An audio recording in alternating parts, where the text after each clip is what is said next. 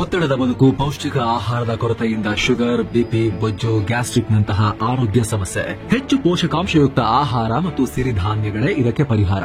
ಮಿಲೆಕ್ಸ್ ಚೂರ್ಣಂ ಇಂದಿನ ವೇಗದ ಬದುಕಿಗೆ ಪುರಾತನ ಪೋಷಣೆಯ ಶಕ್ತಿ. ಇದು ಸಿರಿಧಾನ್ಯ, ಡ್ರೈ ಫ್ರೂಟ್ಸ್, ಮೊಳಕೆ ಕಾಳುಗಳು, ಧಾನ್ಯಗಳು ಹಾಗೂ ಸೀಡ್ಸ್ ಇಂದ ಸಮೃದ್ಧವಾಗಿದೆ. ಬನ್ನಿ ಮತ್ತೆ ಸಾಂಪ್ರದಾಯಿಕ ಸಿರಿಧಾನ್ಯಗಳಿಗೆ ಹಿಂದಿರುಗೋಣ. ಆರ್ಡರ್ ಮಾಡಲು ಲಿಂಕ್ ಡಿಸ್ಕ್ರಿಪ್ಷನ್ ಮತ್ತು ಪಿನ್ ಕಾಮೆಂಟ್ನಲ್ಲಿದೆ.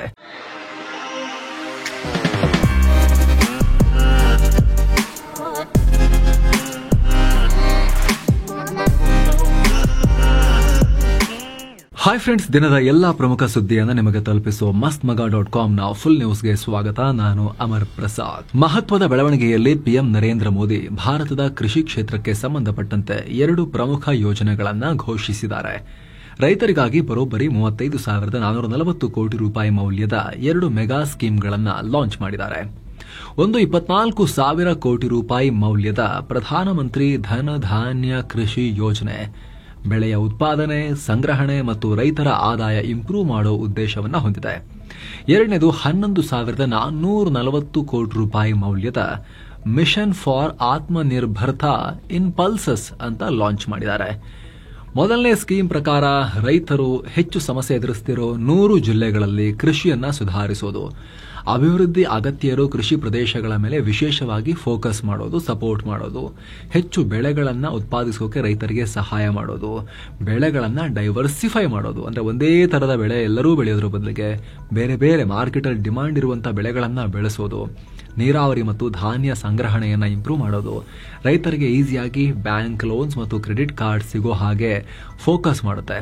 ಎರಡನೇದು ಪಲ್ಸಸ್, ಅಂದರೆ ಬೇಳೆಕಾಳುಗಳ ಉತ್ಪಾದನೆ ಹೆಚ್ಚಿಸಿ ಅವುಗಳನ್ನು ವಿದೇಶಗಳಿಂದ ಆಮದು ಮಾಡೋ ಅಗತ್ಯ ಬರದೇ ಇರೋ ತರ ದೇಶಕ್ಕೆ ನೋಡ್ಕೊಳ್ಳೋದು. 2030 ಒಳಗೆ ಸುಮಾರು 35 ಲಕ್ಷ ಹೆಕ್ಟೇರ್ ಕೃಷಿ ಭೂಮಿಯಲ್ಲಿ ಬೇಳೆಕಾಳು ಬೆಳೆ ಹೆಚ್ಚಿಸೋದು, ಜೊತೆಗೆ ಅದರ ಪ್ರೊಡಕ್ಷನ್ನ 252.38 ಲಕ್ಷ ಟನ್ನಿಂದ 350 ಲಕ್ಷ ಟನ್ಗೆ ಏರಿಸೋದು ಗುರಿ ಇದೆ. ಒಟ್ಟಾರೆ ಭಾರತದ ಕೃಷಿ ಕ್ಷೇತ್ರಕ್ಕೆ ಹ್ಯೂಜ್ ಇನ್ವೆಸ್ಟ್ಮೆಂಟ್ ಮಾಡೋಕೆ ಕೇಂದ್ರ ಸರ್ಕಾರ ಮುಂದಾಗಿದೆ. ಈ ಹೊಸ ಯೋಜನೆ ಬಗ್ಗೆ ಮಾತನಾಡಿರೋ ಪಿಎಂ ಮೋದಿ, 2047 ಒಳಗೆ ಭಾರತ ಅಭಿವೃದ್ಧಿ ಹೊಂದಿದ ರಾಷ್ಟ್ರವಾಗೋ ಕನಸು ನನಸಾಗಬೇಕು ಅಂದ್ರೆ ರೈತರ ಪಾತ್ರ ತುಂಬಾನೇ ಮುಖ್ಯ. ನಾವು ಆಹಾರದಲ್ಲಿ ಸ್ವಾವಲಂಬಿ ಆಗಬೇಕು. ಇನ್ನೊಂದು ಕಡೆ ನಾವು ಗ್ಲೋಬಲ್ ಮಾರ್ಕೆಟ್ಗೂ ಉತ್ಪಾದನೆ ಮಾಡಬೇಕು. ಅಂತಾರಾಷ್ಟ್ರೀಯ ಮಾರುಕಟ್ಟೆಯ ಬಾಗಿಲನ್ನ ನಾವು ತಟ್ಟಬೇಕು. ಆದಷ್ಟು ಆಮದನ್ನ ಕಮ್ಮಿ ಮಾಡಿ ರಫ್ತು ಜಾಸ್ತಿ ಮಾಡೋ ಮಾರ್ಗದಲ್ಲಿ ಸಾಗಬೇಕು ಅಂತ ಹೇಳಿದ್ದಾರೆ. ಇನ್ನು ಈವೆಂಟ್ ವೇಳೆ ಮೋದಿ ಕೃಷಿ, ಪಶುಸಂಗೋಪನೆ, ಮೀನುಗಾರಿಕೆ ಮತ್ತು ಆಹಾರ ಸಂಸ್ಕರಣೆ ಕ್ಷೇತ್ರಕ್ಕೆ 5,450 ಕೋಟಿ ರೂಪಾಯಿ ಮೌಲ್ಯದ ಇನ್ನೊಂದು ಯೋಜನೆಯನ್ನು ಕೂಡ ಲಾಂಚ್ ಮಾಡಿದ್ದಾರೆ. ಹಾಗೆ ಸುಮಾರು 815 ಕೋಟಿ ರೂಪಾಯಿ ಮೌಲ್ಯದ ಇತರ ಯೋಜನೆಗಳಿಗೂ ಕೂಡ ಶಂಕುಸ್ಥಾಪನೆ ನೆರವೇರಿಸಿದ್ದಾರೆ. ಇನ್ನು ಸ್ನೇಹಿತರೆ, ಮುಂದುವರಿಯೋಕ್ಕಿಂತ ಮುಂಚೆ ಸಬ್ಸ್ಕ್ರೈಬ್ ಇನ್ನೂ ಮಾಡದೇ ಇರೋ ವೀಕ್ಷಕರು ದಯವಿಟ್ಟು ಸಬ್ಸ್ಕ್ರೈಬ್ ಮಾಡಿ, ಪಕ್ಕದಲ್ಲಿರೋ ಬೆಲ್ ಐಕಾನ್ ಮೇಲೆ ಕ್ಲಿಕ್ ಮಾಡೋದನ್ನ ಮರಿಬೇಡಿ ಅಂತ ನಿಮ್ಮಲ್ಲಿ ಕೇಳ್ಕೊಳ್ತಾ ಬನ್ನಿ ಕಂಟಿನ್ಯೂ ಮಾಡೋಣ ಫುಲ್ ನ್ಯೂಸ್ ಅನ್ನ. ಸಿಎಂ ಆಗೋ ಹೇಳಿಕೆ ವಿಚಾರವಾಗಿ ಡಿಸಿಎಂ ಡಿಕೆ ಶಿವಕುಮಾರ್ ಮಾಧ್ಯಮಗಳ ಮೇಲೆ ಕೂಗಾಡ್ಬಿಟ್ಟಿದ್ದಾರೆ. ಮುಖ್ಯಮಂತ್ರಿ ಆಗೋ ಕಾಲ ಹತ್ತಿರ ಬಂದಿದೆ ಅಂತ ನಾನು ಹೇಳಿಲ್ಲ. ಕೆಲ ಮಾಧ್ಯಮಗಳು ಸುದ್ದಿ ತಿರುಚಿ ವಿವಾದ ಮಾಡ್ತಿದ್ದಾರೆ. ನಾನು ಸಾರ್ವಜನಿಕರ ಭೇಟಿಗೆ ಬಂದಾಗ ಕೆಲವರು ನೀವು ಸಿಎಂ ಆಗಬೇಕು, ಆ ಟೈಮ್ ಹತ್ರ ಬರ್ತಾ ಇದೆಯಾ ಅಂತ ಕೇಳಿದ್ರು. ಆಗ ಸಿಎಂ ಆಗೋ ಟೈಮ್ ಹತ್ರ ಬರ್ತಿದೆ ಅಂತ ನಾನೇ ಹೇಳಿದ್ದೀನಿ ಅಂತ ಅನ್ಕೊಂಡು ಕೆಲ ಮೀಡಿಯಾಗಳು ಸುದ್ದಿ ತಿರುಚಿ ಪ್ರಸಾರ ಮಾಡ್ತಿದ್ದಾರೆ. ಹೀಗೆ ಮುಂದುವರಿಸಿದ್ರೆ ಮಾನನಷ್ಟ ಮೊಕದ್ದಮೆ ಹಾಕಬೇಕಾಗುತ್ತೆ ಅಂತ ಡಿಕೆಶಿ ವಾರ್ನಿಂಗ್ ಕೊಟ್ಟಿದ್ದಾರೆ. ಡಿಕೆ ಶಿವಕುಮಾರ್ ಈ ವಿಚಾರದಲ್ಲಿ ಇಷ್ಟೊಂದು ರೊಚ್ಚಿಗೇಳ್ತಿರೋದು ನೋಡ್ತಾ ಇದ್ರೆ ಈ ಸಿಎಂ ಹುದ್ದೆ 2.5 ವರ್ಷ ಆದ್ಮೇಲೆ ಬಿಟ್ಟುಕೊಡೋ ವಿಚಾರಕ್ಕೆ ಸಂಬಂಧಪಟ್ಟಂತೆ ಯಾಕೋ ಬಹಳ ಖುಷಿ ಇಲ್ಲ ಅಂತ ಕಾಣುತ್ತೆ ಆಗ್ತಿರೋ ಡೆವಲಪ್ಮೆಂಟ್ಸ್ ಇವರಿಗೆ. ಆ ತರ ಇದೆ ಇವರ ರಿಯಾಕ್ಷನ್ಸ್. ಕರ್ನಾಟಕದ ಹೈಕೋರ್ಟ್ ಕೊಟ್ಟಿರೋ ತೀರ್ಪು ಈಗ ರಾಷ್ಟ್ರ ಮಟ್ಟದಲ್ಲಿ ದೇಶ ತಿರುಗಿ ನೋಡೋ ರೀತಿಯಾಗಿದೆ. ಮರ್ಯಾದಾ ಹತ್ಯೆ ಮಾಡಿದ ಅಣ್ಣ ಮತ್ತು ತಮ್ಮ ಇಬ್ಬರಿಗೂ ಕಲಬುರಗಿ ಹೈಕೋರ್ಟ್ ಪೀಠ ಮರಣದಂಡನೆ ವಿಧಿಸಿದೆ. ಇದೇ ಕೇಸಲ್ಲಿ 5 ಜೀವಾವಧಿ ಶಿಕ್ಷೆ ಕೊಡಲಾಗಿದೆ. ಗಲ್ಲು ಶಿಕ್ಷೆಗೊಳಗಾದವರನ್ನ ವಿಜಯಪುರ ಜಿಲ್ಲೆ ಮುದ್ದೇಬಿಹಾಳ್ ತಾಲೂಕಿನ ಗುಂಡಕಲ್ ಗ್ರಾಮದ ಇಬ್ರಾಹಿಂ ಸಾಬ್ ಮತ್ತು ಆತನ ಸಹೋದರ ಅಕ್ಬರ್ ಅಂತ ಗುರುತಿಸಲಾಗಿದೆ. ಹಿಂದೂ ಎಸ್ಸಿ ಸಮುದಾಯಕ್ಕೆ ಸೇರಿದ ಸಾಯಿಬಣ್ಣ ಅನ್ನೋ ಯುವಕನ ಜೊತೆ ಬಾನು ಬೇಗಂ ಅನ್ನೋ ಮುಸ್ಲಿಂ ಯುವತಿ ಪ್ರೀತಿಸಿ ಮದುವೆಯಾಗಿದ್ರು. ಇದನ್ನ ಸಹಿಸದ ಆಕೆಯ ಸಹೋದರರು ಆಕೆ ಗರ್ಭಿಣಿಯಾಗಿದ್ದಾಗಲೇ ಮುಗಿಸಿಬಿಟ್ರು. 2017ರಲ್ಲಿ ಈ ಘಟನೆಯಾಗಿತ್ತು. ಕ್ರೂರ ಕೃತ್ಯ ಇದು ದೇಶಾದ್ಯಂತ ತೀವ್ರ ಆಕ್ರೋಶಕ್ಕೆ ಕಾರಣ ಆಗಿತ್ತು. ಈ ಕೇಸ್ ವಿಚಾರಣೆ ನಡೆಸಿದ್ದ ವಿಜಯಪುರ ಜಿಲ್ಲಾ ಕೋರ್ಟ್ ಈ ಇಬ್ರು ಬ್ರದರ್ಸ್ಗೂ ಮರಣದಂಡನೆ ಶಿಕ್ಷೆ ಮತ್ತು ಬಾನು ತಾಯಿ ಹಾಗೂ ಕುಟುಂಬದ 5 ಜೀವಾವಧಿ ಶಿಕ್ಷೆ ಕೊಟ್ಟಿದ್ರು. ಇದನ್ನ ವಿರೋಧಿಸಿ ಹೈಕೋರ್ಟ್ ಪೀಠದ ಮೆಟ್ಟಿಲೇರಿದ್ರು. ಈಗ ಕಲಬುರಗಿ ಹೈಕೋರ್ಟ್ ಪೀಠ ಈ ತೀರ್ಪನ್ನ ಮಾನ್ಯ ಮಾಡಿದೆ. ಗಲ್ಲು ಶಿಕ್ಷೆನ ಕೊಡಬೇಕು ಅಂತ ಹೇಳಿದೆ ಇಬ್ಬರಿಗೂ ಕೂಡ. ಏನೋ ಡೆಮೋಗ್ರಫಿ ಚೇಂಜ್ ಮತ್ತು ಒಳನುಸುಳುಕೋರರ ವಿಚಾರವಾಗಿ ಕೇಂದ್ರ ಗೃಹ ಮಂತ್ರಿ ಅಮಿತ್ ಶಾ ದೊಡ್ಡ ಹೇಳಿಕೆ ಕೊಟ್ಟಿದ್ದಾರೆ. ಪಾಕಿಸ್ತಾನ ಮತ್ತು ಬಾಂಗ್ಲಾದಿಂದ ಒಳನುಸುಳುವಿಕೆ ನಡೀತಾ ಇರೋದ್ರಿಂದ ದೇಶದಲ್ಲಿ ಮುಸ್ಲಿಮರ ಸಂಖ್ಯೆ ಆರ್ಟಿಫಿಷಿಯಲಿ ಹೆಚ್ಚಾಗಿದೆ, ಅದರಲ್ಲೂ ಕೂಡ ವಿಶೇಷವಾಗಿ ಗಡಿ ಭಾಗದಲ್ಲಿ ಅನ್ನೋ ರೀತಿಯಲ್ಲಿ ಹೇಳಿಕೆ ಕೊಟ್ಟಿದ್ದಾರೆ. ದಿಲ್ಲಿಯಲ್ಲಿ ನಡೆದ ಈವೆಂಟ್ನಲ್ಲಿ ಈ ರೀತಿ ಹೇಳಿದ್ದಾರೆ. ದೇಶದಲ್ಲಿ ಸ್ವಾತಂತ್ರ್ಯ ಬಂದ ನಂತರ ಮುಸ್ಲಿಂ ಜನಸಂಖ್ಯೆಯಲ್ಲಿ 24.6% ಜಂಪ್ ಆಗಿದೆ. ಅಂದರೆ 100 ಜನ ಇದ್ರೆ 124 ಜನ ಆಗಿದೆ. ಅದೇ ಹಿಂದೂ ಸಂಖ್ಯೆ ಪಾಪ್ಯುಲೇಷನ್ 4.5% ಡೌನ್ ಆಗಿದೆ.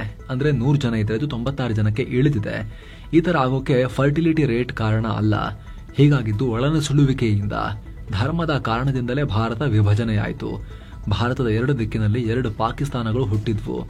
ಅಲ್ಲಿಂದ ಒಳನುಸುಳುವಿಕೆ ಜಾಸ್ತಿನೇ ಆಯಿತು. ಪರಿಣಾಮ ದೇಶದ ಜನಸಂಖ್ಯೆಯಲ್ಲಿ ಭಾರಿ ಬದಲಾವಣೆ ಆಗಿದೆ. ಈ ಒಳನುಸುಳುಕೋರರಿಗೂ ನಿರಾಶ್ರಿತರಿಗೂ ವ್ಯತ್ಯಾಸ ಇದೆ. ಪಾಕಿಸ್ತಾನ ಮತ್ತು ಬಾಂಗ್ಲಾದಲ್ಲಿ ಹಿಂದೂಗಳ ಜನಸಂಖ್ಯೆ ಕಮ್ಮಿ ಆಗಿದೆ. ಅವರಲ್ಲಿ ಹೆಚ್ಚಿನವರು ಭಾರತಕ್ಕೆ ಬಂದು ಆಶ್ರಯ ಪಡೆದ್ರು. ಅದು ಆಶ್ರಯ. ಭಾರತದಲ್ಲಿ ಮುಸ್ಲಿಂ ಜನಸಂಖ್ಯೆ ಹೆಚ್ಚಾಗೋಕೆ ಫರ್ಟಿಲಿಟಿ ರೇಟ್ ಕಾರಣ ಅಲ್ಲ, ಬದಲಿಗೆ ಪಾಕಿಸ್ತಾನ ಮತ್ತು ಬಾಂಗ್ಲಾದಿಂದ ಅಲ್ಲಿನವರು ನುಗ್ಗಿರೋದು ಮುಖ್ಯ ಕಾರಣ. ಇವರೆಲ್ಲ ವೋಟರ್ ಲಿಸ್ಟ್ಗೂ ಸೇರ್ಕೊಂಡ್ಬಿಟ್ಟಿದ್ದಾರೆ. ಹೀಗೆ ಮಾಡೋದು ಭಾರತದ ಸಂವಿಧಾನದ ಮೌಲ್ಯ ಮತ್ತು ಸಿದ್ಧಾಂತದ ವಿರುದ್ಧ ಹೋದ ಹಾಗೆ. ಇದರಿಂದ ಈ ದೇಶದ ನಾಗರಿಕರಿಗೆ ಮಾತ್ರ ವೋಟ್ ಮಾಡೋ ಹಕ್ಕಿದೆಯಲ್ಲ, ಅದು ಉಲ್ಲಂಘನೆಯಾಗುತ್ತೆ. ಹೀಗಾಗಿ ಒಳನುಸುಳುವಿಕೆ ಮತ್ತು ಚುನಾವಣಾ ಆಯೋಗ ನಡೆಸ್ತಾ ಇರೋ ಸ್ಪೆಷಲ್ ಇಂಟೆನ್ಸಿವ್ ರಿವಿಷನ್ ಅನ್ನ ರಾಜಕೀಯ ಮಾಡೋಕೆ ಹೋಗಬಾರದು. ಯಾಕಂದ್ರೆ ಇದು ರಾಷ್ಟ್ರೀಯ ಸಮಸ್ಯೆ. ಭಾರತದ ನಾಗರಿಕರು ಯಾರೆಲ್ಲ ಇದ್ದಾರೆ ಅವರಿಗೆ ಇದರಲ್ಲಿ ಏನೂ ಸಮಸ್ಯೆ ಇಲ್ಲ, ಹೊರಗಿಂದ ಬಂದಿರೋರಿಗೆ ಮಾತ್ರ ಸಮಸ್ಯೆ ಅನ್ನೋ ರೀತಿಯಲ್ಲಿ ಹೇಳಿಕೆಯನ್ನು ಕೊಟ್ಟಿದ್ದಾರೆ. ಪಶ್ಚಿಮ ಬಂಗಾಳದ ಆರ್ಜಿಕರ್ ಕಾಲೇಜಿನ ಮೆಡಿಕಲ್ ಸ್ಟೂಡೆಂಟ್ ಮೇಲಿನ ಅತ್ಯಾಚಾರದ ವಿಚಾರ ಬಹಳ ದೊಡ್ಡ ನ್ಯಾಷನಲ್ ಇಶ್ಯೂ ಆಗಿತ್ತಲ್ಲ, ಅದೇ ಬಂಗಾಳದಲ್ಲಿ ಈಗ ಮತ್ತೆ ಘಟನೆಯಾಗಿದೆ. ಒಡಿಶಾದ ಮೆಡಿಕಲ್ ಸ್ಟೂಡೆಂಟ್ ಮೇಲೆ ಸಾಮೂಹಿಕ ಅತ್ಯಾಚಾರದ ಆರೋಪ ಕೇಳಿಬಂದಿದೆ. ದುರ್ಗಾಪುರ್ನ ಪ್ರೈವೇಟ್ ಮೆಡಿಕಲ್ ಕಾಲೇಜಿನ ಬಳಿ ಘಟನೆ. ಶುಕ್ರವಾರ ರಾತ್ರಿ 8:30 ಹೊತ್ತಿಗೆ ಅದೇ ಕಾಲೇಜಿನ ವಿದ್ಯಾರ್ಥಿನಿ ಒಬ್ಬ ಪುರುಷ ವಿದ್ಯಾರ್ಥಿ ಜೊತೆಗೆ ಸ್ನಾಕ್ಸ್ಗೆ ಅಂತ ಕಾಲೇಜಿನ ಕ್ಯಾಂಪಸ್ ದಾಟಿ ಆಚೆಗೆ ಹೋಗಿದ್ರು. ಆಗ ಬೈಕ್ನಲ್ಲಿ ಬಂದ ಯುವಕರ ಗುಂಪು ಫಾಲೋ ಮಾಡೋಕೆ ಶುರು ಮಾಡಿತು. ಬಳಿಕ ಆ ವಿದ್ಯಾರ್ಥಿನಿಯನ್ನು ಅಟ್ಟಿಸ್ಕೊಂಡು ಹೋಗಿ ಕ್ಯಾಂಪಸ್ ಹಿಂಭಾಗದಲ್ಲಿರುವ ಅರಣ್ಯ ಪ್ರದೇಶಕ್ಕೆ ಕರ್ಕೊಂಡು ಹೋಗಿ ಅತ್ಯಾಚಾರ ಮಾಡಿದ್ದಾರೆ ಅನ್ನೋ ಆರೋಪ. ಆಕೆಯ ಫೋನ್ ಕೂಡ ಕಿತ್ಕೊಂಡಿದ್ದಾರೆ. ಗಾಯಗೊಂಡಿದ್ದ ವಿದ್ಯಾರ್ಥಿನಿಯನ್ನ ಜೊತೆಗಿದ್ದ ವಿದ್ಯಾರ್ಥಿ ತನ್ನ ಸ್ನೇಹಿತರೊಂದಿಗೆ ಸೇರ್ಕೊಂಡು ಕರ್ಕೊಂಡ್ಬಂದು ಆಸ್ಪತ್ರೆಗೆ ಕರ್ಕೊಂಡೋಗಿ ಚಿಕಿತ್ಸೆ ಕೊಡಿಸಿದ್ದಾರೆ. ಸಂತ್ರಸ್ತ ವಿದ್ಯಾರ್ಥಿನಿಯನ್ನ ಒಡಿಶಾದ ಜಲೇಶ್ವರ್ ನಿವಾಸಿ ಅಂತ ಗುರುತಿಸಲಾಗಿದೆ. ಸಾಕಷ್ಟು ಅನುಮಾನಾಸ್ಪದ ಇದೆ. ಫ್ರೆಂಡ್ ಬರೋದಂತೆ, ಕರ್ಕೊಂಡು ಹೋಗೋದಂತೆ, ಆಮೇಲೆ ಅತ್ಯಾಚಾರ ಆಗೋದಂತೆ, ಆಮೇಲೆ ಆ ಫ್ರೆಂಡ್ ಮತ್ತು ಅವರ ಫ್ರೆಂಡ್ಸೇ ಬಂದು ಕರ್ಕೊಂಡೋಗಿ ಆಸ್ಪತ್ರೆಗೆ ಸೇರಿಸೋದಂತೆ. ಹಾಗಾಗಿ ಅನುಮಾನಾಸ್ಪದವಾಗಿದೆ ಘಟನೆ. ಇದಕ್ಕೆ ಸಂಬಂಧಪಟ್ಟಂತೆ ಪೊಲೀಸರು ಈಗ ತನಿಖೆ ನಡೆಸ್ತಾ ಇದ್ದಾರೆ. ಜೊತೆಗೆ ನಾವು ಅನುಮಾನ ಪಟ್ಟಂಗೆ ಪೊಲೀಸರು ಏನ್ ಮಾಡಿದ್ದಾರೆ ಅಂದ್ರೆ, ಸ್ನೇಹಿತರೆ, ಕರ್ಕೊಂಡು ಹೋಗಿದ್ದ ಆ ಹುಡುಗನನ್ನ ಕೂಡ ಅರೆಸ್ಟ್ ಮಾಡಿ ವಿಚಾರಣೆ ನಡೆಸ್ತಾ ಇದ್ದಾರೆ. ಏನೋ ಮೈಸೂರಲ್ಲಿ 9 ವರ್ಷದ ಬಾಲಕಿ ಮೇಲೆ ಅತ್ಯಾಚಾರ ಎಸಗಿ ಹತ್ಯೆ ಮಾಡಲಾಗಿತ್ತು. ಈ ಕೇಸ್ ಸಂಬಂಧ ರಾಜ್ಯ ಮಕ್ಕಳ ಹಕ್ಕುಗಳ ರಕ್ಷಣಾ ಆಯೋಗ ಸ್ವಯಂ ಪ್ರೇರಿತವಾಗಿ ಕೇಸ್ ದಾಖಲಿಸಿಕೊಂಡಿದೆ. ಈ ಪ್ರಕರಣದ ಕುರಿತು ಕೈಗೊಂಡ ಕ್ರಮ ಹಾಗೂ ಸಂತ್ರಸ್ತೆ ಕುಟುಂಬಕ್ಕೆ ನೀಡಿದ ಸಹಾಯದ ಬಗ್ಗೆ 7 ದಿನಗಳಲ್ಲಿ ವರದಿ ನೀಡಿ ಅಂತ ಮೈಸೂರು ಜಿಲ್ಲಾಡಳಿತಕ್ಕೆ ಆಯೋಗ ಪತ್ರ ಬರೆದಿದೆ. ಬಾಲಕಿಯ ಅಂತಿಮ ಸಂಸ್ಕಾರ ಮಾಡೋಕ್ಕೂ ಕುಟುಂಬಸ್ಥರ ಬಳಿ ದುಡ್ಡಿರಲಿಲ್ಲ, ಅಷ್ಟು ಕಷ್ಟ. ಹೀಗಾಗಿ ಮೈಸೂರಿನ ಜನ ಸೇರಿ 54,000 ರೂಪಾಯಿ ಸಂಗ್ರಹಿಸಿ ಕೊಟ್ಟರು ಅಂತ ಮೃತ ಬಾಲಕಿಯ ದೊಡ್ಡಪ್ಪ ಚಂದ್ರಕಾಂತ್ ಹೇಳಿದ್ದಾರೆ. ದಸರಾ ಟೈಮ್ನಲ್ಲಿ ಬಲೂನ್ ಮಾರೋಕೆ ಬಂದಿದ್ದ ಕಲಬುರಗಿ ಮೂಲದ ಬಾಲಕಿ ಮೇಲೆ ದುಷ್ಕರ್ಮಿ ಅತ್ಯಾಚಾರ ಎಸಗಿ ಹತ್ಯೆ ಮಾಡಿದ ಕ್ರೂರ ಕೇಸ್ ಇದು. ಕರ್ನಾಟಕದಲ್ಲಿ ಭೂಕಂಪ ಆಗಿದೆ ಸಣ್ಣದಾಗಿ. ವಿಜಯಪುರ ಜಿಲ್ಲೆಯ ಹಲವು ಕಡೆ ಕಂಪನದ ಅನುಭವ ಆಗಿದೆ. ಮಾಪಕದಲ್ಲಿ 2.8ರಷ್ಟು ತೀವ್ರತೆ ದಾಖಲಾಗಿದೆ. ಹೊನ್ನೊಟಗಿ, ಕವಲಗಿ, ಕಗೋಡ, ಮಧುಬಾವಿ, ದ್ಯಾಬೇರಿ ಹಾಗೆ ತಿಕೋಟ ತಾಲೂಕಿನ ಹಲವು ಕಡೆ ಶುಕ್ರವಾರ ರಾತ್ರಿ 10 ಗಂಟೆ 1 ನಿಮಿಷದ ಸುಮಾರಿಗೆ ಭೂಮಿ ಅಲ್ಲಾಡಿದೆ. ಕಳೆದ ತಿಂಗಳು ಸಿಂದಗಿ ಪಟ್ಟಣದಲ್ಲೂ ಕೂಡ ಈ ರೀತಿ ಭೂಮಿ ಕಂಪಿಸಿದ ಎಕ್ಸ್ಪೀರಿಯನ್ಸ್ ಆಗಿತ್ತು. ಆದ್ರೆ 2, 2.2, 2.5, 3 ಸಮಟೈಮ್ಸ್ 4 ತನಕ ಕೂಡ ಬಹಳ ಅಪಾಯಕಾರಿ ಭೂಕಂಪಗಳಲ್ಲ. 5ರಿಂದ ಮೇಲೆ ಸ್ವಲ್ಪ ಇಂಟೆನ್ಸಿಟಿ ಜಾಸ್ತಿ ಆಗುತ್ತೆ. 6, 7, 8 ಎಲ್ಲ ಸ್ವಲ್ಪ ಸಿವಿಯರ್ ಭೂಕಂಪಗಳು ಅಂತ ಕರೆಸ್ಕೊಳ್ತವೆ. ಸಾರ್ವಜನಿಕರ ಅನುಕೂಲಕ್ಕೆ ಅಂತಿರೋ ಬಿಎಂಟಿಸಿ ಬಸ್ಗಳೇ ಯಮಕಿಂಕರಗಳಾಗ್ತಿರೋದು ಮುಂದುವರೆದಿದೆ. ಇದು ಯಾವಾಗ ಮುಗಿಯುತ್ತೋ ಗೊತ್ತಿಲ್ಲ. ಈಗ ಶಾಲೆ ಮುಗಿಸ್ಕೊಂಡು ಮನೆಗೆ ಹೋಗ್ತಿದ್ದ 9 ವರ್ಷದ ಬಾಲಕಿಯನ್ನ ಇದು ಬಸ್, ಬಿಎಂಟಿಸಿ ಬಸ್ ಬಲಿ ತಗೊಂಡಿದೆ. ರಾಜಾಜಿನಗರ 1ನೇ ಬ್ಲಾಕ್ನಲ್ಲಿ ಘಟನೆಯಾಗಿದೆ. 4 ದಿನಗಳ ಹಿಂದಷ್ಟೇ ಕಮಲಾನಗರದಲ್ಲಿ ಬಿಎಂಟಿಸಿ ಬಸ್ನ ಬ್ರೇಕ್ ಫೇಲ್ಯೂರ್ ಆಗಿ ನಂದಿನಿ ಪಾರ್ಲರ್ಗೆ ಹೋಗಿ ನುಗ್ಗಿತ್ತು. ಬಟ್ ಪಾರ್ಲರ್ಗೆ ಸ್ವಲ್ಪ ಡ್ಯಾಮೇಜ್ ಆಗಿದೆ ಬಿಟ್ರೆ ಜೀವ ಹೋಗಿರಲಿಲ್ಲ. ಅದಕ್ಕೆ ಜೀವನೇ ಹೋಗಿದೆ ಶಾಲಾ ಬಾಲಕಿದು. ಪದೇ ಪದೇ ಇಂತಹ ಘಟನೆಗಳು ಆಗ್ತಾ ಇದಾವೆ. ಸರ್ಕಾರಿ ಬಸ್ಗಳು ಅಪಘಾತಗಳನ್ನ ಮಾಡ್ತಾ ಇದಾವೆ ಸಾಮಾನ್ಯ ಜನರಿಗೆ. ಕ್ಯಾಬ್ ಚಾಲಕನಿಗೆ ಉಗ್ರಗಾಮಿ ಅಂತ ಬೈದಿರೋ ಕಾರಣಕ್ಕೆ ಮಲಯಾಳಂ ಖ್ಯಾತ ನಟ ಜಯಕೃಷ್ಣನ್ ರನ್ನ ಮಂಗಳೂರು ಪೊಲೀಸರು ಅರೆಸ್ಟ್ ಮಾಡಿದ್ದಾರೆ. ಇವ್ರ ಜೊತೆ ಇದ್ದ ಸಂತೋಷ್ ಅಬ್ರಹಾಂ ಅನ್ನೋರನ್ನ ಬಂಧಿಸಲಾಗಿದೆ. ಮತ್ತೊಬ್ಬ ಆರೋಪಿ ವಿಮಲ್ ಅನ್ನೋರು ಪರಾರಿಯಾಗಿದ್ದಾರೆ. ಅಕ್ಟೋಬರ್ 9ನೇ ತಾರೀಕು ಈ ಮೂವರು ಮಂಗಳೂರಿಗೆ ಬಂದು ಕ್ಯಾಬ್ ಬುಕ್ ಮಾಡಿದ್ರು. ಆಗ ಹಿಂದಿ ಮಲಯಾಳಂನಲ್ಲಿ ಮಾತನಾಡಿದ್ರು. ಅವಾಗ ಏನಕ್ಕೆ ಇವ್ರ ನಡುವೆ ಕಿತ್ತಾಟ ಶುರು ಆಯ್ತೋ ಗೊತ್ತಿಲ್ಲ. ಇದ್ದಕ್ಕಿದ್ದಂತೆ ಕ್ಯಾಬ್ ಚಾಲಕನಿಗೆ ನೀನು ತೀವ್ರವಾದಿ, ಮುಸ್ಲಿಂ ತೀವ್ರವಾದಿ, ಉಗ್ರ ಅಂತೆಲ್ಲ ಬೈದಿದ್ರಂತೆ. ಈ ರೀತಿ ಆರೋಪಿಸಿ ಕ್ಯಾಬ್ ಚಾಲಕ ಅಹಮದ್ ಶಫೀಕ್ ಪೊಲೀಸರಿಗೆ ದೂರು ಕೊಟ್ಟರು. ಅದರ ಬೆನ್ನಲ್ಲೇ ಈ ಮೂವರ ಮೇಲೆ ಭಾರತೀಯ ನ್ಯಾಯ ಸಂಹಿತೆ 352, 3532 ಅಡಿಯಲ್ಲಿ ಕೇಸ್ ದಾಖಲಾಗಿದೆ. ಇನ್ನು ವಿಚಾರಣೆ ವೇಳೆ ಕಂಠಪೂರ್ತಿ ಕುಡಿದು ಮಾತನಾಡಿಬಿಟ್ಟಿದ್ದೆ ಅಂತ ನಟ ಜಯಕೃಷ್ಣನ್ ಪೊಲೀಸರ ಮುಂದೆ ಹೇಳಿಕೊಂಡಿದ್ದಾರೆ ಅನ್ನೋ ಮಾಹಿತಿನೂ ಬರ್ತಾ ಇದೆ. ವಿಚಾರಣೆ ಮುಂದುವರೆದಿದೆ. ನಿಷೇಧಿತ ಉಗ್ರ ಸಂಘಟನೆ ಪಿಎಫ್ಐನ ಪಾಪ್ಯುಲರ್ ಫ್ರಂಟ್ ಆಫ್ ಇಂಡಿಯಾ ಬಗ್ಗೆ ಪ್ರಚಾರ ಮಾಡುತ್ತಿದ್ದ ಧಾರ್ಮಿಕ ಗುರುವನ್ನ ಮಂಗಳೂರಿನಲ್ಲಿ ಬಂಧಿಸಲಾಗಿದೆ. ಕಡಬದ ಸೈಯದ್ ಇಬ್ರಾಹಿಂ ಅನ್ನೋ ವ್ಯಕ್ತಿ ಉಗ್ರ ಸಂಘಟನೆಯ ಕಾರ್ಯಕರ್ತರನ್ನ ಸಂಪರ್ಕಿಸಿ ಮತ್ತೆ ಚಟುವಟಿಕೆ ಶುರು ಮಾಡೋಕೆ ಪ್ರಚೋದನೆ ಕೊಡ್ತಾ ಇದ್ದ ಆರೋಪ ಇದು.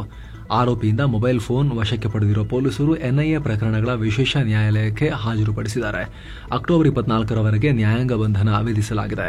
ಇನ್ನು ಸ್ನೇಹಿತರೆ, ಫುಲ್ ನ್ಯೂಸ್ ನಲ್ಲಿ ಮುಂದುವರಿಯುವ ಮುನ್ನ ಒಂದು ಚಿಕ್ಕ ಅನೌನ್ಸ್ಮೆಂಟ್. ಕೆಲವರಿಗೆ ಆಲ್ರೆಡಿ ಗೊತ್ತಾಗಿರಬಹುದು, ಮಸ್ತ್ ಮಗ premium family membership plan launch ಮಾಡಿದ್ದೀವಿ. ತಿಂಗಳಿಗೆ 29 ರೂಪಾಯಿ ಅಷ್ಟೇ ಕಾಸ್ಟ್ ಆಗುತ್ತೆ. ದಿನಕ್ಕೆ 1 ರೂಪಾಯಿಗಿಂತಲೂ ಕೂಡ ಕಮ್ಮಿ. ನಾವು ಮಾಡೋ ಕೆಲಸದಲ್ಲಿ ನಿಮಗೆ ವ್ಯಾಲ್ಯೂ ಕಾಣಿಸ್ತಾ ಇದ್ರೆ ಸ್ನೇಹಿತರೆ, ನೀವು ಅದನ್ನ ಕನ್ಸಿಡರ್ ಮಾಡಬಹುದು. ಅದರಲ್ಲಿ ಜಾಯಿನ್ ಆದವರಿಗೆ ನಾವು ಅಲ್ಲಿ ಮೆಂಬರ್ಸ್ ಓನ್ಲಿ ವಿಡಿಯೋಗಳಲ್ಲಿ ನಮ್ಮ ಕಡೆಯಿಂದ ಯಾವುದೇ ಆಡ್ ಹಾಕದೇ ಇರುವಂತಹ ಪ್ರಯತ್ನವನ್ನ ನಾವು ಮಾಡ್ತೀವಿ ಮೆಂಬರ್ಸ್ ಓನ್ಲಿ ವಿಡಿಯೋಗಳಲ್ಲಿ. ಜೊತೆಗೆ ವೀಕ್ಲಿ ಲೈವ್ ಇಂಟರಾಕ್ಷನ್ಸ್, ಆ ಲೈವ್ ಇಂಟರಾಕ್ಷನ್ಸ್ಗೆ ಆ ಮೆಂಬರ್ಸ್ ಇಂದಲೇ ಆಯ್ದ ಪ್ರಶ್ನೆಗಳನ್ನ ತಗೊಂಡು ವಿತ್ ಅವರ ಹೆಸರು ಮೆನ್ಷನ್ ಮಾಡುವಂತಹ ಪ್ರಯತ್ನವನ್ನ ಕೂಡ ನಾವು ಮಾಡ್ತೀವಿ. ಹಾಗೆ ಮೆಂಬರ್ಸ್ ಓನ್ಲಿ ಪೋಲ್ಸ್ ಎಲ್ಲವನ್ನ ನಾವು ಅದರಲ್ಲಿ ಇಂಟ್ರೊಡ್ಯೂಸ್ ಮಾಡ್ತಾ ಹೋಗ್ತೀವಿ ಹಂತ ಹಂತವಾಗಿ. ಆಸಕ್ತರು ಮಿಸ್ ಮಾಡದೆ ಚೆಕ್ ಮಾಡಿ. ಆಂಡ್ರಾಯ್ಡ್ ಯೂಸರ್ಸ್ ವಿಡಿಯೋ ಕೆಳಗಿರೋ ಜಾಯಿನ್ ಬಟನ್ ಮೂಲಕ ಡೈರೆಕ್ಟ್ ಆಗಿ ಮಾಡಬಹುದು. ಆಪಲ್ ಯೂಸರ್ಸ್ ಡಿಸ್ಕ್ರಿಪ್ಷನ್ ನಲ್ಲಿ ಪಿನ್ ಮಾಡಿರೋ ಕಾಮೆಂಟ್ ನಲ್ಲಿ ಕೆಳಗಡೆ ನಾವು ಇದ್ರದ್ದು ಕೂಡ ಲಿಂಕ್ ಅನ್ನ ಕೊಟ್ಟಿರ್ತೀವಿ, ಮೆನ್ಷನ್ ಮಾಡಿಬಿಟ್ಟು ಕೊಟ್ಟಿರ್ತೀವಿ. ಅಲ್ಲಿ ಚೆಕ್ ಮಾಡಿ ಬ್ರೌಸರ್ ಥ್ರೂ ಹೋಗಿ ಆಪಲ್ ಯೂಸರ್ಸ್ ಇದನ್ನ ಚೆಕ್ ಮಾಡಬಹುದು, ಜಾಯಿನ್ ಆಗಬಹುದು. ಬನ್ನಿ ಫುಲ್ ನ್ಯೂಸ್ ನಲ್ಲಿ ಕಂಟಿನ್ಯೂ ಮಾಡೋಣ. ಇನ್ನು ಉತ್ತರ ಪ್ರದೇಶದ ಮೀರತ್ ನಲ್ಲಿ ನಡೆದ ರೈತರ ಜಾತ್ರೆ ವೇಳೆ ವಿಧಾಯಕ್ ಅನ್ನೋ ಕೋಣ, ವಿಧಾಯಕ್ ಅಂತ ಹೇಳಿದ್ರೆ MLA ಅಂತ, ಆಕ್ಚುಲಿ ಶಾಸಕ ಅಂತ ಹಿಂದಿಯಲ್ಲಿ ಈ ಕೋಣಕ್ಕೆ ಹೆಸರಿಟ್ಟಿದ್ರು. ಅದು ಭಾರಿ ಫೇಮಸ್ ಆಗಿದೆ. ಇದರ ವ್ಯಾಲ್ಯೂ ಸಾಮಾನ್ಯ ಅಲ್ಲ, ಸುಮಾರು 8 ಕೋಟಿ ರೂಪಾಯಿ ಇದೆ. ಮುರ್ರಾ ತಳಿಯ ಕೋಣ ಇದು. ಅದ್ಭುತ ಜೆನೆಟಿಕ್ಸ್ ಹೊಂದಿದೆ, ಬಹಳ ಕಟ್ಟುಮಸ್ತಾಗಿದೆ, ಆರೋಗ್ಯಕರವಾಗಿದೆ. ಸೊ ಈ ಕೋಣಕ್ಕೆ ಸಿಕ್ಕಾಪಟ್ಟೆ ಡಿಮಾಂಡ್ ಈಗ. ಅದರ ವೀರ್ಯ ಸ್ಪರ್ಮ್ ತೆಗೆದು ಮಾರಾಟ ಮಾಡಿ ಅದರ ಮಾಲೀಕರು ಪ್ರತಿ ವರ್ಷ ಲಕ್ಷಾಂತರ ರೂಪಾಯಿ ಸಂಪಾದನೆ ಮಾಡ್ತಿದ್ದಾರೆ. ಯಾಕಂದ್ರೆ ಇಂಥ ಉತ್ತಮ ಗುಣಮಟ್ಟದ ಜೀನ್ಸ್ ಹೊಂದಿರೋ ಕೋಣವನ್ನ ಸಾಕೋಕೆ ಜನರು ಮುಗಿ ಬೀಳ್ತಾ ಇದ್ದಾರೆ. ಇದನ್ನ ಖರೀದಿ ಮಾಡೋಕ್ಕೂ ಅನೇಕರು ಮುಂದಾಗಿದ್ದಾರೆ. ಆದರೆ ಮಾಲೀಕರು ಮಾತ್ರ ಇಷ್ಟೊಂದು ಲಾಭ ಮಾಡಿಕೊಡ್ತಿರೋ ಕೋಣವನ್ನ ಮಾರೋದೇನಕ್ಕೆ? ಚಿನ್ನದ ಮೊಟ್ಟೆಯನ್ನ ಇಡ್ತಿರೋ ಕೋಳೆಯನ್ನು ಒಂದೇ ಸಲ ಹೇಗೆ ಕುಯ್ಯಕ್ಕಾಗಲ್ವ? ಅದೇ ರೀತಿ ದುಡ್ಡಿನ ಹೊಳೆಯನ್ನೇ ವೀರ್ಯದ ರೂಪದಲ್ಲಿ ಹರಿಸ್ತಾ ಇರೋ ಈ ಕೋಣವನ್ನ ಮಾರಿಬಿಟ್ರೆ ಒಂದೇ ಸಲ ದುಡ್ಡೆಲ್ಲ ಹೊರಟೋಗ್ಬಿಡುತ್ತೆ. ಆದ್ರೆ ಅದ್ರ ಬದಲಿಗೆ ಇಟ್ಕೊಂಡು ವೀರ್ಯ ತೆಗೆದು ಮಾರ್ತಾ ಇದ್ರೆ ಒಳ್ಳೆ ದುಡ್ಡಾಗುತ್ತೆ ಅನ್ನೋ ಲೆಕ್ಕಾಚಾರದಲ್ಲಿ ಮಾಲೀಕರಿದಾರಂತೆ. ತಮ್ಮ ಜೀವವನ್ನ ತಾವೇ ಎಂಡ್ ಮಾಡ್ಕೊಂಡಿದ್ದ ಹರಿಯಾಣದ IPS ಅಧಿಕಾರಿ ಪುರಣ್ ಕುಮಾರ್ ಕೇಸ್ ದೇಶದಲ್ಲಿ ತೀವ್ರ ಚರ್ಚೆಗೆ ಕಾರಣ ಆಗ್ತಾ ಇದೆ. ಈ ಕೇಸ್ನಲ್ಲಿ ಹರಿಯಾಣದ ಹಿರಿಯ ಪೊಲೀಸ್ ಅಧಿಕಾರಿ ನರೇಂದ್ರ ಬಿಜರ್ನಿ ಅವರ ಹೆಸರಿದೆ ಅಂತ ಅವರನ್ನ ರೋಹ್ಟಕ್ ಠಾಣೆಯ SP ಸ್ಥಾನದಿಂದ ತೆಗೆದುಹಾಕಲಾಗಿದೆ. ಇವ್ರ ಜಾಗಕ್ಕೆ ಸುರಿಂದರ್ ಸಿಂಗ್ ಬೋರಿಯಾ ಅವರನ್ನ ಹೊಸ SP ಆಗಿ ನೇಮಕ ಮಾಡಲಾಗಿದೆ. ಅಕ್ಟೋಬರ್ 7ನೇ ತಾರೀಕು ಪುರಣ್ ಚಂಡೀಗಢ ನಿವಾಸದಲ್ಲಿ ಇಂಥ ಕೃತ್ಯವನ್ನ ಮಾಡ್ಕೊಂಡ್ಬಿಟ್ಟಿದ್ರು. ಅವರಿಗಿಲ್ಲ, ಈ ಕೆಲಸ ಮಾಡ್ಕೊಳ್ಳೋಕ್ಕಿಂತ ಮುಂಚೆ 9 ಪುಟದ ಪತ್ರವನ್ನು ಕೂಡ ಬರೆದಿಟ್ಟಿದ್ರು. ಅದರಲ್ಲಿ DGP, 7-8 IPS ಆಫೀಸರ್ಸ್ ಹಾಗೂ 2 IAS ಆಫೀಸರ್ಗಳ ಹೆಸರನ್ನು ಉಲ್ಲೇಖ ಮಾಡಿದ್ರು. ಈ 12 ಅಧಿಕಾರಿಗಳು ನನಗೆ ಮಾನಸಿಕ ಕಿರುಕುಳ ಕೊಡ್ತಾ ಇದ್ರು, ಪೋಸ್ಟಿಂಗ್ ನಲ್ಲಿ ತಾರತಮ್ಯ ಮಾಡಿ ಅನಗತ್ಯ ನೋಟಿಸ್ ಕೊಡ್ತಾ ಇದ್ರು ಅಂತ ಉಲ್ಲೇಖ ಮಾಡಿದ್ರು. ಇದನ್ನು ಆಧರಿಸಿ ಮೃತ ಪುರಣ್ ಪತ್ನಿ ಅಮ್ನಿತ್, ಹರಿಯಾಣ DGP ಶತ್ರುಜಿತ್ ಕಪೂರ್ ಸೇರಿ ಇತರ ಅಧಿಕಾರಿಗಳು ಪುರಣ್ಗೆ ಕಿರುಕುಳ ಕೊಟ್ಟಿದ್ರು ಅಂತ ದೂರು ದಾಖಲಿಸಿದ್ರು. ದೂರಿನ ಅನ್ವಯ ಆ ಪೊಲೀಸ್ ಅಧಿಕಾರಿಗಳ ವಿರುದ್ಧ FIR ದಾಖಲಾಗಿತ್ತು. ಅದರ ಬೆನ್ನಲ್ಲೇ ನರೇಂದ್ರ ಬಿಜರ್ನಿ ಅವರನ್ನ SP ಸ್ಥಾನದಿಂದ ತೆಗೆದುಹಾಕಲಾಗಿದೆ. ಈ ಸಂಬಂಧ ಕಾಂಗ್ರೆಸ್ ಕೂಡ ಎಂಟರ್ ಆಗಿದೆ. ಸೋನಿಯಾ ಗಾಂಧಿ ಕೂಡ ಪುರಣ್ ಪತ್ನಿಗೆ ಲೆಟರ್ ಬರೆದು ಸಾಂತ್ವನ ಹೇಳಿದ್ದಾರೆ. ದಲಿತ ಅಧಿಕಾರಿಗಳು ಸಮಾಜದಲ್ಲಿ ಸಮಾನತೆಯಿಂದ ಹೇಗೆ ವಂಚಿತರಾಗಿದ್ದಾರೆ ಅನ್ನೋದನ್ನ ಇದು ನೆನಪಿಸುತ್ತೆ ಅಂತ ಸೋನಿಯಾ ಗಾಂಧಿ ಹೇಳಿಕೆ ಕೊಟ್ಟಿದ್ದಾರೆ. ಇದರಲ್ಲಿ ಇನ್ನು ಘಟನೆಗೆ ಸಂಬಂಧಪಟ್ಟಂತೆ ಹರಿಯಾಣ ಸರ್ಕಾರ SIT ರಚಿಸಿದ 6 ಸದಸ್ಯರ SIT ತನಿಖೆ ನಡೆಸ್ತಾ ಇದೆ ಈ ಕೇಸ್ದು. ಇನ್ನು ಉದ್ಯಮಿ ಅನಿಲ್ ಅಂಬಾನಿ ಅವರ ರಿಲಯನ್ಸ್ ಗ್ರೂಪ್ಗೆ ಸೇರಿದ ರಿಲಯನ್ಸ್ ಪವರ್ ಕಂಪನಿಯ chief financial officer Ashok Pal ರನ್ನ ಜಾರಿ ನಿರ್ದೇಶನಾಲಯ ಅರೆಸ್ಟ್ ಮಾಡಿದೆ. ಸೋಲಾರ್ ಎನರ್ಜಿ ಕಾರ್ಪೊರೇಷನ್ ಆಫ್ ಇಂಡಿಯಾಗೆ SECIಗೆ 68 ಕೋಟಿ ರೂಪಾಯಿ ಮೌಲ್ಯದ ಫೇಕ್ ಬ್ಯಾಂಕ್ ಗ್ಯಾರಂಟಿ ಸಬ್ಮಿಟ್ ಮಾಡಿದ ಆರೋಪದ ಮೇಲೆ ಬಂಧಿಸಲಾಗಿದೆ. ರಿಲಯನ್ಸ್ ಪವರ್ನ ಸಬ್ಸಿಡರಿ ಕಂಪನಿಯಾಗಿರೋ ರಿಲಯನ್ಸ್ ನ್ಯೂ ಬೇಸ್ ಲಿಮಿಟೆಡ್ ಹೆಸರಲ್ಲಿ ಈ ಗ್ಯಾರಂಟಿಯನ್ನು ಸಬ್ಮಿಟ್ ಮಾಡಲಾಗಿತ್ತು. ಈ fake guarantee documents Biswal trade link ಅನ್ನೋ ಒಡಿಶಾ ಮೂಲದ ಕಂಪನಿಗೂ ಲಿಂಕ್ ಆಗಿದೆ. ಸೊ 2 ಕಂಪನಿಗಳೀಗ ಈ ಅಕ್ರಮದಲ್ಲಿ ಇನ್ವಾಲ್ವ್ ಆಗಿದ್ದಾರೆ. ಈ ಪ್ರಕರಣ ಸಂಬಂಧ ಅಶೋಕ್ ಪಾಲ್ರನ್ನ ED ಕಸ್ಟಡಿಗೆ ತಗೊಂಡಿದೆ. ಹೆಚ್ಚಿನ ವಿಚಾರಣೆ ನಡೆಸೋಕೆ ಇವರನ್ನ ಶೀಘ್ರದಲ್ಲಿ ಸ್ಪೆಷಲ್ ಕೋರ್ಟ್ ಮುಂದೆ ED ಹಾಜರುಪಡಿಸುತ್ತೆ. ಈ ಮೂಲಕ ಅನಿಲ್ ಅಂಬಾನಿ ಕಂಪನಿಗಳ ಸಂಕಷ್ಟ ದಿನೇ ದಿನೇ ಜಾಸ್ತಿ ಆಗ್ತಾ ಹೋಗ್ತಾ ಇದೆ. ಇನ್ನು ಅಫ್ಘಾನ್ ತಾಲಿಬಾನ್ ಮಂತ್ರಿ ಆಮಿರ್ ಖಾನ್ ಮುಟಾಕಿ ಪ್ರೆಸ್ ಮೀಟ್ ವೇಳೆ ಮಹಿಳಾ ಪತ್ರಕರ್ತರಿಗೆ ಅನುಮತಿ ಕೊಡದೇ ಇರೋ ವಿಚಾರ ತೀವ್ರ ಚರ್ಚೆಯಾಗಿತ್ತು. ಈ ಸುದ್ದಿಗೋಷ್ಠಿಯಲ್ಲಿ ನಮ್ಮ ಪಾತ್ರ ಇರಲಿಲ್ಲ ಅಂತ ಕೇಂದ್ರ ಸರ್ಕಾರ ಕೂಡ ಅಂತರ ಮೇಂಟೈನ್ ಮಾಡಿತ್ತು, ಡಿಸ್ಟೆನ್ಸ್ ಮೇಂಟೈನ್ ಮಾಡಿತ್ತು. ಅದರ ಬೆನ್ನಲ್ಲೇ ಈ ಘಟನೆ ಬಗ್ಗೆ ಅಫ್ಘಾನ್ ತಾಲಿಬಾನ್ ವಕ್ತಾರ ಸುಹೇಲ್ ಶಾಹೀನ್ ರಿಯಾಕ್ಟ್ ಮಾಡಿದ್ದಾರೆ. ನಾವು ಉದ್ದೇಶಪೂರ್ವಕವಾಗಿ ಸುದ್ದಿಗೋಷ್ಠಿಯಿಂದ ಮಹಿಳಾ ಪತ್ರಕರ್ತರನ್ನ ಹೊರಗೆ ಹಾಕಿರಲಿಲ್ಲ. ಪ್ರೆಸ್ ಮೀಟ್ನಲ್ಲಿ ಪತ್ರಕರ್ತರಿಗೆ ಲಿಮಿಟೆಡ್ ಪಾಸ್ ಕೊಡಲಾಗಿತ್ತು. ಅದರಲ್ಲಿ ಕೆಲವು ಪಾಸ್ ತಗೊಂಡವರು ಭಾಗಿಯಾಗಿದ್ರು, ಸಿಗದೇ ಇದ್ದವರು ಹೊರಗುಳಿದ್ರು. ಇದರಿಂದ ಪುರುಷರು ಕೂಡ ಹೊರಗೆ ಹೋದ್ರು. ಟೆಕ್ನಿಕಲ್ ಮ್ಯಾಟರ್, ಈ ವಿಚಾರದಲ್ಲಿ ಮಹಿಳೆಯರ ವಿರುದ್ಧ ನಾವೇನು ತಾರತಮ್ಯ ತೋರಿಸಲಿಲ್ಲ. ಈ ಬಗ್ಗೆ ನಾನು ಮುಟಾಕಿ ಅವರೊಂದಿಗೆ ಫೋನ್ನಲ್ಲಿ ಮಾತನಾಡಿದ್ದೀನಿ. ಮುಟಾಕಿ ಕೂಡ ಅಫ್ಘಾನಿಸ್ತಾನದ ತಮ್ಮ ಕಚೇರಿಯಲ್ಲಿ ಮಹಿಳೆಯರನ್ನ ಮೀಟ್ ಆಗ್ತಾರೆ, ಮಹಿಳಾ ಪತ್ರಕರ್ತರೊಂದಿಗೆ ಇಂಟರ್ವ್ಯೂನಲ್ಲೂ ಪಾಲ್ಗೊಳ್ತಾರೆ. ಇದೆಲ್ಲ ಟೆಕ್ನಿಕಲ್ ಸಮಸ್ಯೆ ಅಷ್ಟೇ ಅನ್ನೋ ಒಂದು ಸಮಜಾಯಿಷಿಯನ್ನ ಕೊಟ್ಟಿದ್ದಾರೆ. ಜಮ್ಮು ಕಾಶ್ಮೀರದಲ್ಲಿ ಉಗ್ರ ನಿಗ್ರಹ ಕಾರ್ಯಾಚರಣೆ ವೇಳೆ ನಾಪತ್ತೆಯಾಗಿದ್ದ ಇನ್ನೊಬ್ಬ ಯೋಧರ ದೇಹ ಕೂಡ ಈಗ ಸಿಕ್ಕಿದೆ. ಒಬ್ಬರು ಅನಂತನಾಗ್ ಜಿಲ್ಲೆಯ ಕೊಕರ್ನಾಗ್ ಪ್ರದೇಶದಲ್ಲಿ ಅವರ ದೇಹ ಸಿಕ್ಕಿತ್ತು. ಈಗ ಇನ್ನೊಬ್ಬರ ದೇಹ ಕೂಡ ಈಗ ಪತ್ತೆಯಾಗಿದೆ. ಇವರಿಬ್ಬರನ್ನ ಲ್ಯಾನ್ಸ್ ಹವಾಲ್ದಾರ್ ಪಲಾಶ್ ಘೋಷ್ ಮತ್ತು ಲ್ಯಾನ್ಸ್ ನಾಯಕ್ ಸುಜಯ್ ಘೋಷ್ ಅಂತ ಗುರುತಿಸಲಾಗಿದೆ. ಹವಾಮಾನ ವೈಪರೀತ್ಯದಿಂದಾಗಿ ವಿಪರೀತ ಕೋಲ್ಡ್ನಿಂದಾಗಿ ಇವರು ಮೃತಪಟ್ಟಿರಬಹುದು ಅಂತ ಅಧಿಕಾರಿಗಳು ಹೇಳಿದ್ದಾರೆ. ಈ ಇಬ್ಬರು ಯೋಧರಿಗೆ ಜಮ್ಮು ಕಾಶ್ಮೀರ ಲೆಫ್ಟಿನೆಂಟ್ ಗವರ್ನರ್ ಮನೋಜ್ ಸಿನ್ಹಾ ಸೇರಿ ಭಾರತೀಯ ಸೇನೆ ಶ್ರದ್ಧಾಂಜಲಿ ಸಲ್ಲಿಸಿದೆ. ನಮ್ಮ ಕರ್ತವ್ಯ ಕೂಡ ಇವರಿಗೆ ಶ್ರದ್ಧಾಂಜಲಿಯನ್ನ ಸಲ್ಲಿಸೋದು, ಅವರ ತ್ಯಾಗವನ್ನು ಸ್ಮರಿಸೋದು, ಅವರ ಆತ್ಮಕ್ಕೆ ಶಾಂತಿ ಸಿಗಲಿ ಅಂತ ಪ್ರೇ ಮಾಡೋದು. ಇದೇನು ಅವಸಾನದ ಅಂಚಿಗೆ ಹೋಗ್ಬಿಟ್ಟಿದ್ದಾರೆ, ಮುಗಿತು, ನಕ್ಸಲರ ಅವನತಿ ಆಯಿತು ಅನ್ನೋ ಹೊತ್ತಲ್ಲಿ ನಕ್ಸಲರು ಮತ್ತೆ ದಾಳಿ ಮಾಡಿದ್ದಾರೆ. ಸುಧಾರಿತ ಸ್ಫೋಟಕ ಬಳಸಿ ಜಾರ್ಖಂಡ್ನಲ್ಲಿ ಸ್ಫೋಟ ಮಾಡಿದ್ದಾರೆ. ಸಿಆರ್ಪಿಎಫ್ ಯೋಧರೊಬ್ಬರು ಮೃತಪಟ್ಟಿದ್ದಾರೆ. ಬಾಬುದೇರಾ ಸಾಮ್ಟಾ ಪ್ರದೇಶದಲ್ಲಿ ನಕ್ಸಲ್ ನಿಗ್ರಹ ಕಾರ್ಯಾಚರಣೆ ವೇಳೆ ಈ ಸ್ಫೋಟ ಆಗಿದೆ. ಈ ವೇಳೆ ಓರ್ವ ಹೆಡ್ ಕಾನ್ಸ್ಟೇಬಲ್ ಗಾಯಗೊಂಡಿದ್ದು ಆಸ್ಪತ್ರೆಗೆ ದಾಖಲಿಸಿ ಚಿಕಿತ್ಸೆ ಕೊಡಿಸಲಾಗ್ತಾ ಇದೆ. ಏನೋ ದಿಲ್ಲಿಯಲ್ಲಿ ನಡೀತಾ ಇರೋ ವೆಸ್ಟ್ ಇಂಡೀಸ್ ನಡುವಿನ 2ನೇ ಟೆಸ್ಟ್ನಲ್ಲಿ ಭಾರತ ಅದ್ಭುತ ಪ್ರದರ್ಶನ ಕೊಡ್ತಾ ಇದೆ. ಮೊದಲ ಇನ್ನಿಂಗ್ಸ್ನಲ್ಲಿ ಭಾರತ ದೊಡ್ಡ ಸ್ಕೋರ್ ಕಲೆ ಹಾಕಿದೆ. 5 ವಿಕೆಟ್ ನಷ್ಟಕ್ಕೆ 518 ರನ್ ಗಳಿಸಿ ಡಿಕ್ಲೇರ್ ಮಾಡಿಕೊಂಡಿದೆ. ಟೀಂ ಇಂಡಿಯಾ ಪರ ಜೈಸ್ವಾಲ್ 175, ನಾಯಕ ಶುಭ್ಮನ್ ಗಿಲ್ ಅಜೇಯ 129 ರನ್ ಗಳಿಸಿ ದೊಡ್ಡ ಸ್ಕೋರ್ಗೆ ಕೊಡುಗೆ ಕೊಟ್ಟರು. ಇದಾದ ನಂತರ ಮೊದಲ ಇನ್ನಿಂಗ್ಸ್ ಆರಂಭಿಸಿದ ವೆಸ್ಟ್ ಇಂಡೀಸ್ ಆರಂಭಿಕ ಆಘಾತವನ್ನು ಅನುಭವಿಸಿದೆ. 2ನೇ ದಿನದ ಆಟದ ಅಂತ್ಯಕ್ಕೆ ವೆಸ್ಟ್ ಇಂಡೀಸ್ 4 ವಿಕೆಟ್ ಕಳ್ಕೊಂಡು 140 ರನ್ ಗಳಿಸಿದೆ. ಭಾರತದ ಪರ ರವೀಂದ್ರ ಜಡೇಜಾ 3 ವಿಕೆಟ್ ಪಡೆದು ಮಿಂಚಿದ್ರು. ಸದ್ಯ ಕೆರೆಬಿಯನ್ಸ್ 378 ರನ್ ಹಿನ್ನಡೆ ಅನುಭವಿಸ್ತಾ ಇದ್ದಾರೆ. ಒಂದು ಕಾಲದಲ್ಲಿ ಎಂಥ ಟೀಮ್ ಆಗಿತ್ತು ವೆಸ್ಟ್ ಇಂಡೀಸ್. ಅವ್ರು ಬಾಲಿಂಗ್ ಮಾಡೋದು ಬೇಡ, ಅವ್ರು ಹಿಂಗೆ ಇಟ್ಕೊಂಡು ರೆಡಿಯಾಗಿ ಬಂದರು ಅಂದ್ರೇ ಗಡಗಡ ಅಂತ ನಡಗಬೇಕಾಗಿತ್ತು ಜಗತ್ತಿನ ಎಲ್ಲ ಬ್ಯಾಟರ್ಗಳು. ಅಂಥ ಕಾಲ ಇತ್ತು. ಆದರೆ ಒಂದು ಕಾಲದಲ್ಲಿ ಕ್ರಿಕೆಟ್ನ ದಿಗ್ಗಜರಾಗಿದ್ದ ವೆಸ್ಟ್ ಇಂಡೀಸ್ನವರು, ಬ್ಯಾಕ್ ಟು ಬ್ಯಾಕ್ ವರ್ಲ್ಡ್ ಕಪ್ಗಳನ್ನೆಲ್ಲ ಗೆದ್ದಿದ್ದ ವೆಸ್ಟ್ ಇಂಡೀಸ್ನವರು ಬರ್ತಾ ಬರ್ತಾ ಹಿಂಗಾಗಿ ಹೋಗ್ಬಿಟ್ಟಿದ್ದಾರೆ. ಒಳ್ಳೆ ಲೋಕಲ್ ಟೀಮ್ ರೀತಿ ಆಡ್ತಾ ಇದ್ದಾರೆ. ಸೊ ಫ್ರೆಂಡ್ಸ್, ಇದಾಗಿತ್ತು ಇವತ್ತಿನ ಫುಲ್ ನ್ಯೂಸ್. ನಾವು ಕುಯ್ದಿಲ್ಲ, ಹೇಳದಿಲ್ಲ, ಕಿರ್ಚಾಡಿಲ್ಲ, ಬರೀ ಸುದ್ದಿಯ ರೀತಿಯಲ್ಲಿ ತಲುಪಿಸುವ ಪ್ರಯತ್ನವನ್ನು ಮಾಡಿದ್ದೀವಿ. ನಮ್ಮ ಈ ಪ್ರಯತ್ನ ನಿಮಗೆ ಇಷ್ಟ ಆಗ್ತಾ ಇದ್ರೆ ದಯವಿಟ್ಟು ಮಸ್ತ್ ಮಗ ಚಾನಲ್ಗೆ ಸಬ್ಸ್ಕ್ರೈಬ್ ಮಾಡಿ, ಪಕ್ಕದ ಬೆಲ್ ಐಕಾನ್ ಮೇಲೆ ಕ್ಲಿಕ್ ಮಾಡೋದನ್ನು ಯಾವುದೇ ಕಾರಣಕ್ಕೂ ಮರಿಬೇಡಿ. ಹಾಗೆ ಆಸಕ್ತಿ ಇರೋರು ಆಗಲೇ ಹೇಳಿದ ಜಾಯಿನ್ ಆಪ್ಷನ್, ಮಸ್ತ್ ಮಗ ಪ್ರೀಮಿಯಂ ಫ್ಯಾಮಿಲಿ ಮೆಂಬರ್ಶಿಪ್ ಏನಿದೆ ಅದನ್ನು ಕೂಡ ಜಾಯಿನ್ ಆಗೋದನ್ನು ಕನ್ಸಿಡರ್ ಮಾಡಬಹುದು. Thank you so much. ಮತ್ತೆ ಭೇಟಿ ಆಗ್ತಿರೋಣ. ನಮಸ್ತೆ.